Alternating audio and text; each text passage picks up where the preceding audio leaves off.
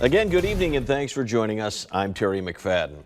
Another construction season will bring another installment in South Bend's Smart Streets initiative. This time, $2 million worth of work will take place on Michigan Street in the heart of downtown. And that's where we find News Center 16's Mark Peterson with the latest. Mark? You know, we told you last week the project calls for the possible removal of a couple of traffic lights. Today we learned it calls for a switch to front angle parking, like the kind you see in downtown Elkhart or Eddy Street Commons.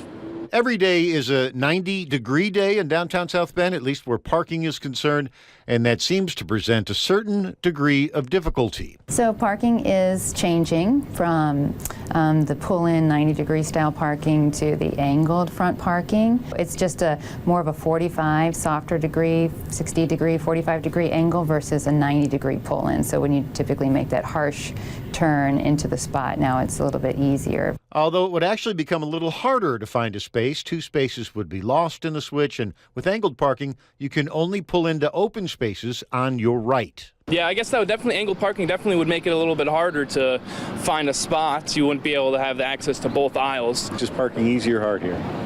It's not too bad, but, you know, it depends on what part of the day that they do it. And angled parking? Sounds like it would help. I don't see where it would hurt. The plan also calls for shutting down 2 Michigan Street traffic signals at Jefferson and Washington. Studies apparently concluded those signals were not warranted. Because when the signal is not warranted, you have these longer cycle times. You have this delay that drivers start to experience when they're at the intersection. So if they're waiting there, or if there's congestion because they're waiting there, maybe they start to behave badly. Maybe they choose to redirect themselves into neighborhoods. They might even consider moving fast, running a red light. So that brings more risk to our pedestrians as well.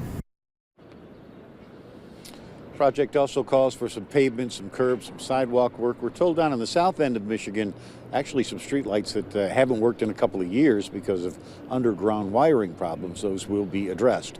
Reporting live from South Bend, Mark Peterson, News Center 16.